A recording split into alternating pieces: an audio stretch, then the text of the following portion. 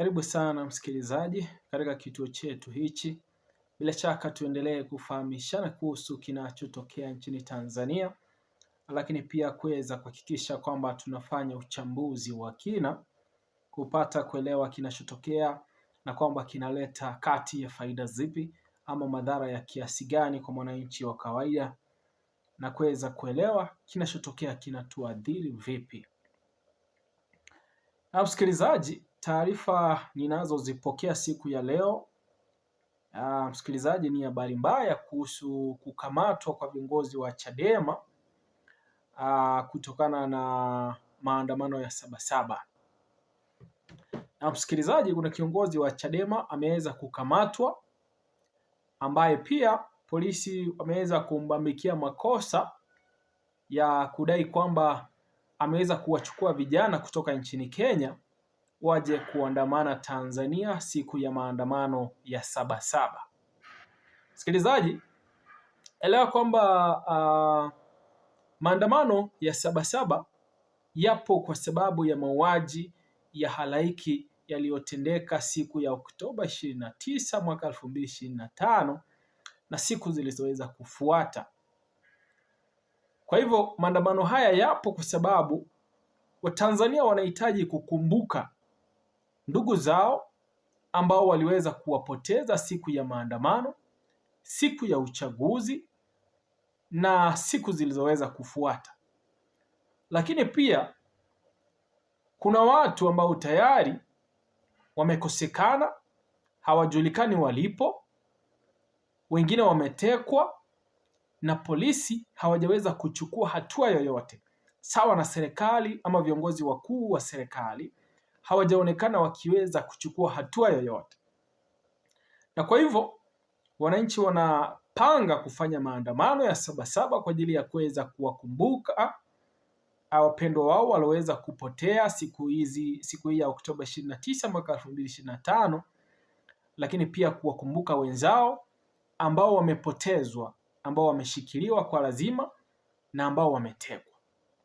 Hebu nikusomee taarifa hii msikilizaji, kisha tuweze kufanya utathmini kuweza kujua kwamba kilichotokea ni kipi hapa. Nasema hivi: mwenyekiti wa Chadema mkoa wa Mwanza, Adam Chagulani, amekamatwa na polisi jioni hii, kapelekwa kituo cha polisi Central Mwanza. Polisi wamembambikia kesi, wanadai kaleta vijana kutoka nchini Kenya ili waje kuandamana. Maandamano ya Sabasaba yamewapanikisha mpaka wamedata, wanamkamata kila mtu ambaye wanadhani ana ushawishi katika eneo lake.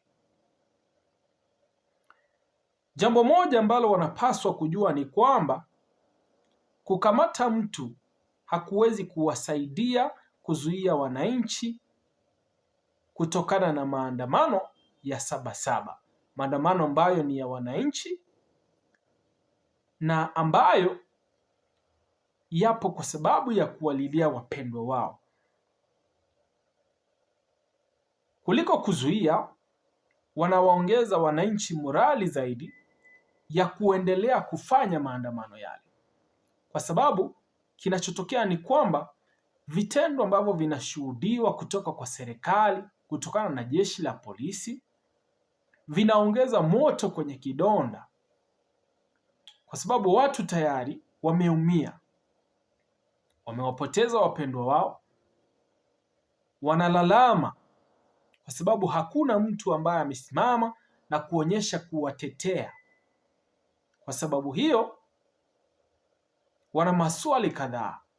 Kuna watu wanataka kuona familia zao, kuna watu wanataka kuona jamaa wao walioweza kupotea manyumbani, na kuna watu wanatamani hata wapate kuizika miili ya ndugu zao, ya familia zao walioweza kupoteza maisha katika vurugu za Oktoba 29 mwaka 2025. Kuna kipande kinaniambia hivi msikilizaji: Suala hili la polisi kumbambikia kesi na kudai kwamba amehusika kuwatoa vijana nchini Kenya ili waje kuandamana Tanzania. Hem, tuone uhalisia wa jambo hili msikilizaji.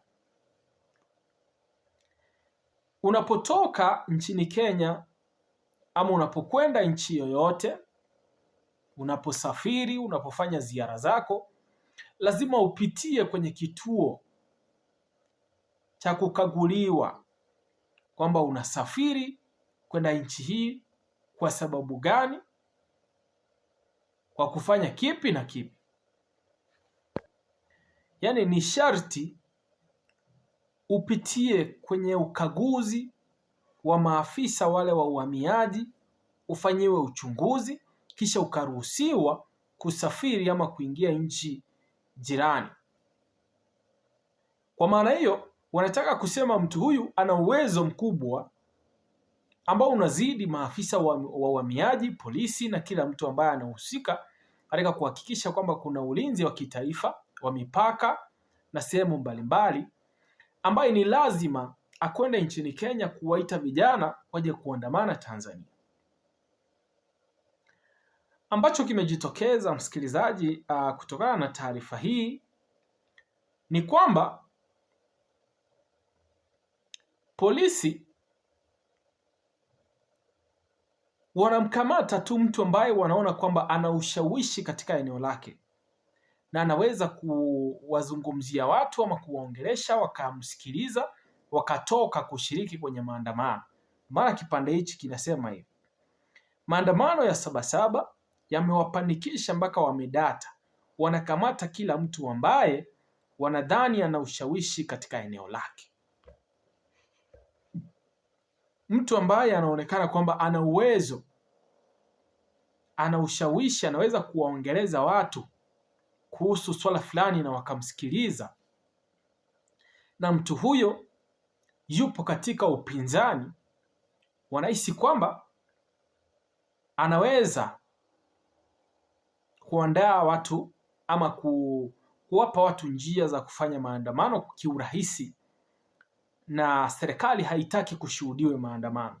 Sasa hatua wanazozichukua ni kuhakikisha kwamba wanakamata watu wa aina hiyo ili wahakikishe kwamba hakujatokea maandamano siku hii ya Sabasaba. Msikilizaji, unaweza kuachia maoni yako kwenye comment section kuhusu swala hili. Unahisi ukamataji wa aina hiyo ni salama ama ni kipi kinahitaji kufanyika? Achia maoni yako kwenye comment section. Jina langu ni Presenter Guton. Nipo hapa siku hadi nyingine kuhakikisha kwamba ninakufahamisha kuhusu kinachotokea.